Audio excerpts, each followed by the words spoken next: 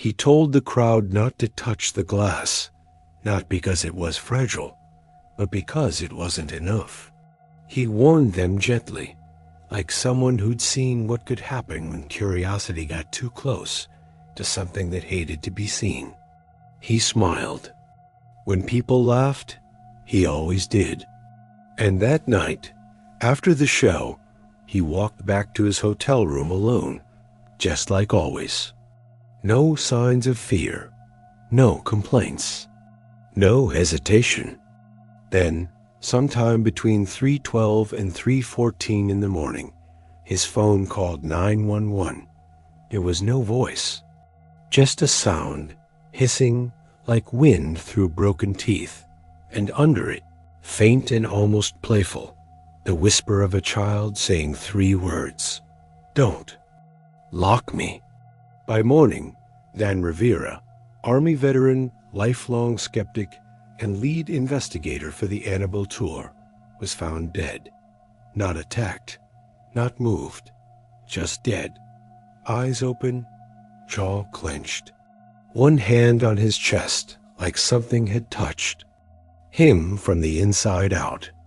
The doll was still locked in her case, but the lock had reset itself, and whatever was inside it wasn't anymore.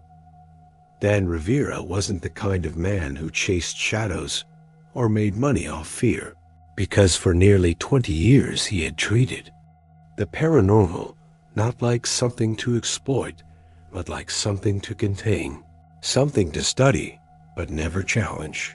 And as a lead field investigator for NESPR, the New England Society for Psychic Research, the same institution founded by Ed and Lorraine Warren, he had traveled from one haunted location to another, not with the intent to stir chaos, but to bring calm to people living in unexplained terror. And when the Warrens passed, and the next generation took over the cases, Dan became their most trusted handler. The man who could walk into a cursed home and know immediately which room to avoid, which item not to touch, which whispers weren't coming from the people in the room. And his voice became a comfort in videos. His presence became grounding during tours, and people came to believe, perhaps foolishly, that he was untouchable, that experience and logic and a little prayer could shield him from things most of us couldn't even name. That's what made his death so disturbing. Not just the fact that he died, but how he died, because everything about it felt wrong in a way that you can't define without sounding insane. Because yes, the autopsy said cardiac arrest, and yes, there were no wounds, no blood, no bruises, no trauma of any kind. But if you were standing in that room and saw the look on his face, saw the way his fingers dug into his own shirt, saw the shape his mouth had frozen into, like he had been mid-scream but never made a sound, you would understand why the paramedic who found him left the job 3 days later, refused to speak to reporters, and only ever told his sister what he saw. And what he saw, he said, wasn't it was a message. It was a warning. And he was convinced that whatever had been inside the Annabelle doll was no longer safely trapped behind glass. The tour had been going well, if well means packed auditoriums, long lines of fans wanting selfies with the cursed relics, and the same questions over and over. Is the doll really haunted? Has it ever hurt anyone? What happens if someone touches it? And Dan, always calm, always direct, would answer in the same way. No theatrics, just measured facts, a voice like gravel and sleep, explaining that in the 1970s, a young nurse had brought the doll home thinking it was innocent, and within weeks it was leaving notes, moving from room to room, and once, allegedly, trying to smother her boyfriend in his sleep. And when the Warrens intervened, they claimed it wasn't a ghost, wasn't the spirit of a dead child, as the nurse had believed, but something worse, something non-human pretending to be innocent, something using pity to gain access.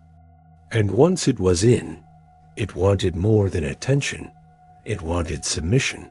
And after it was locked in the Warren Occult Museum, inside a glass case lined with prayers and holy water, no one touched it again, not unless they were prepared to suffer.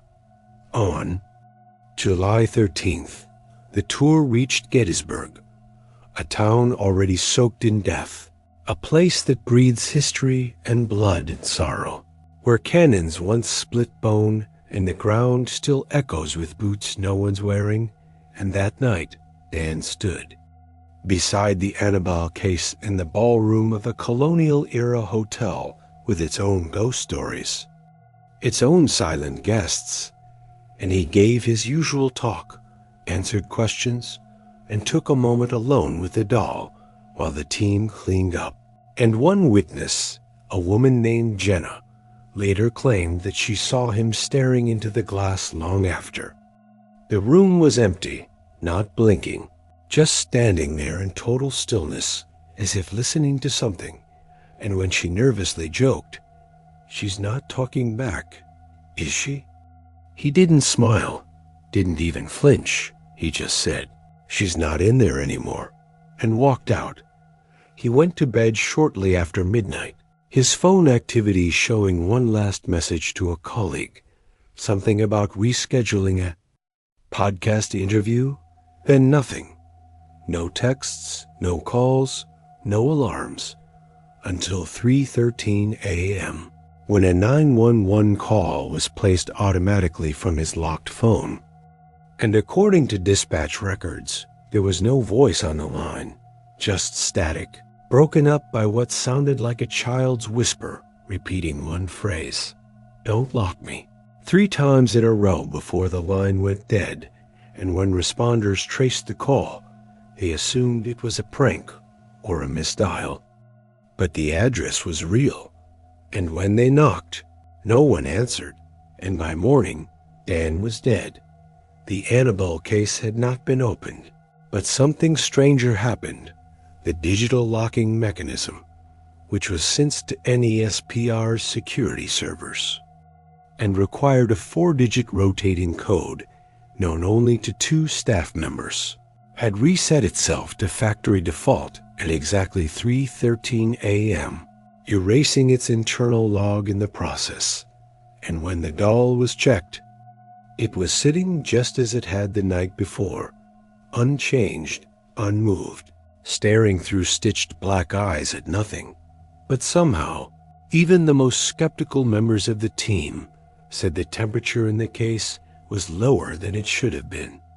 And for the rest of the week, the tour was plagued by accidents.